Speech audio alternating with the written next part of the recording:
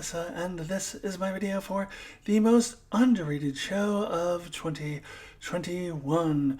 This is part of a series of videos in which I will be naming the best and worst of television shows of 2021 as judged by me and me alone. Last week I did the most overrated show of 2021, and this is the most underrated show of 2021. By the way, if you would like to watch my most overrated video, you can do so by clicking on the link that will appear on your screen at the end, or also the link in the description below. So underrated means a show that I absolutely loved, but most people seem to not have heard of, or no one ever talks about it. And in addition to that, amongst the people who did watch it, there's very mixed reviews. Like, I looked it up on IMDb and Rotten Tomatoes, and there's quite a few people who hated it. But there's also people who loved it, like I did. So I'll put that all together, and you have a very underrated show, or at least in my opinion, because I freaking love this show. So the most underrated show of 2021 is Katla from Netflix. And if you're saying, what-la? Wait, what? I would say, I know, that's why it's underrated, because nobody seems to have heard of it, or no one ever talks about it or mentions it. But for me, it was an absolute masterpiece of a finale and an overall beautiful show that no one else has watched, or you did watch and didn't like. So it is the most underrated show of 2021.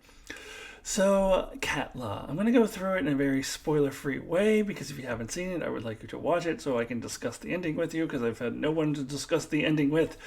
So it's going to be a difficult show to talk about without spoilers. So I'm going to do the best that I can to describe it in the vaguest of terms. And explain to you why I really love this show without giving away spoilers. So, Katla is an Icelandic show, the first Icelandic show on Netflix, and I think the first Icelandic show ever in the United States, maybe even the first Icelandic show, period. Do they make TV and shows in Iceland? It is in the Icelandic language, so you have the choice of subtitles or dubbing, as with all foreign language shows on Netflix. And takes place in a small town in Iceland that is located near a volcano called Katla, which had erupted 2 years prior to the events of this show. So the town has been mostly evacuated. We're left with basically our characters of the show in the town, which includes some scientists. There's a rescue team who ride around on snowmobiles, because it's Iceland and there's snow.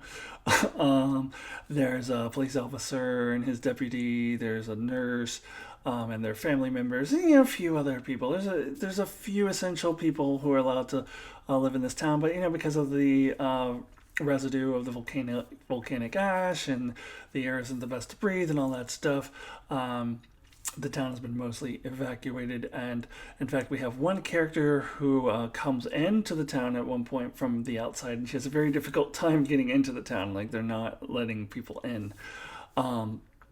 So this is the setting for this show. And then what happens in this show is that mysterious people start coming out of the volcano.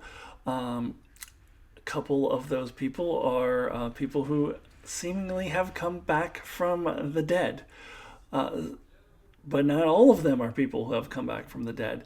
Some of them are people who are very much alive, and it appears that a clone of them, a replica of them, has come out. In one case, we have a person who is 40 years old in the present day of the show, whose replica is 20 years old. So she's got a 20-year-old clone of herself.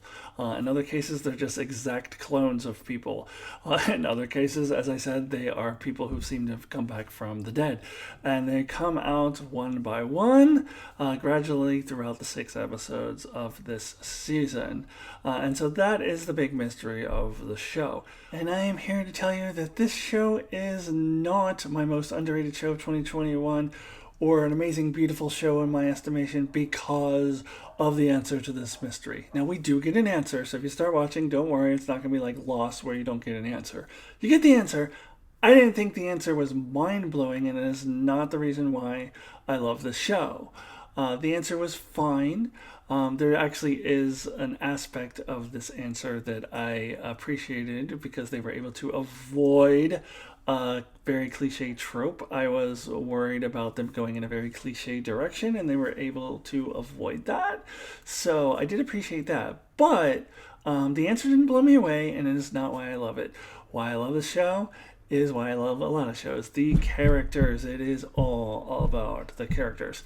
So this show reminds me of like kind of the reverse of The Leftovers. So The Leftovers is a show where 2% of the population vanishes, and we're not focusing on that 2% that vanished. We're focusing on the leftovers, the people who are behind, who are our characters of that show, and just kind of how they respond, how they go through life, having people in their lives just vanish. So this show is kind of the reverse of that because you have people coming back, but we're still focusing on our characters and how they respond to these mysterious people coming out of the volcano who either are coming back to life or who are replicas of themselves, or in the case of the woman who comes out 20 years younger. She had a lover and they broke up 20 years ago. It didn't work out, but now this guy has a second chance with the 20-year-old version of this person who is still in love with him. So that is where our focus is. It's on the characters and how they respond. And I have to say that the character resolutions for most, if not all of the characters, is freaking amazing. And in some cases, it's absolutely beautiful. In that finale, I find myself crying. I have tears of sadness and joy, sometimes simultaneously. Emotions are all over the place. And I don't think it's just because of the estrogen pills that I'm taking. This is genuinely a very heartfelt, emotional show, and very artfully done. There is one scene in particular with our main character named Garima, who is one of the rescue squad people, who ends up having two people come out of the volcano that seemingly seem to be drawn to her. And she has a scene in the end that I cannot spoil, but it is just beautifully shot. And just masterfully done, and is ambiguous, and that's why I need to talk to people, because that also reminded me of The Leftovers, how the ending of that show was ambiguous. This show also contains a very ambiguous ending, and I definitely have my opinion of which way it goes, but I've had no one to talk to about it. So if you watch it, or if you've already seen it, send me a message through my Facebook page, Alyssa Jean's Reviews, or through YouTube, because I'd love to talk to you about it. Absolutely fantastic ending, and I can't really go into much more detail without spoiling it, but you should watch the show. But I do have to warn you that in order to get to this amazing, beautiful, artistic finale, you have to sit through some pretty slow episodes, especially in the beginning. It's kind of a slog. I felt like I was really forcing my way through the first 2 or 3 episodes. For me, it was mainly because I was very curious about the answer to this mystery. Like, why are these people coming out of the volcano? So that's like the only reason I think that I was able to kind of power through it. You definitely had to power through it. I'm not gonna lie, it's pretty slow in the beginning. I felt like I was like struggling through it to get to that ending, but for me personally, it was worth it.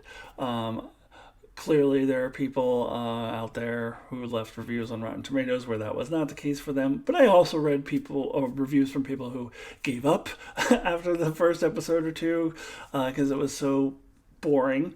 Let's not, lie about that. It kind of is in the beginning, but once you get to that finale, I was just so blown away. It is one of the best finales of any show I've ever seen. So I was so blown away by it.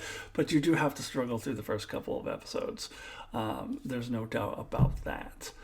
Okay, so let me go ahead now and give my rating for Katla. Out of 10, 1 would be the lowest possible score, 10 would be the highest possible score, and out of 10, I am giving Katla from Netflix a 9. It is not a 10 for the reasons I was just talking about. A little slow in the beginning. You do really have to struggle through it in the beginning. But very much worth it when you get to the fantastic, masterfully done season finale, the 6th episode of the season. Amazing. So for that reason, I have to give it at least a 9. So Katla, the most underrated show of 2021. I wish more people would watch it and then message me about that ending so we can talk about it. Let's talk. All right. So that is it for the most underrated show of 2021. Please join me next week when I talk about the worst show of 2021. Kind of the opposite of this one. The finale kind of ruins that season. So join me next week to find out what show that is. And if you want to check out all of my content, please subscribe. And check out Star Trek, Wheel of Time coverage, everything else I do, MCU, all that stuff. And I will see you next time. Bye-bye.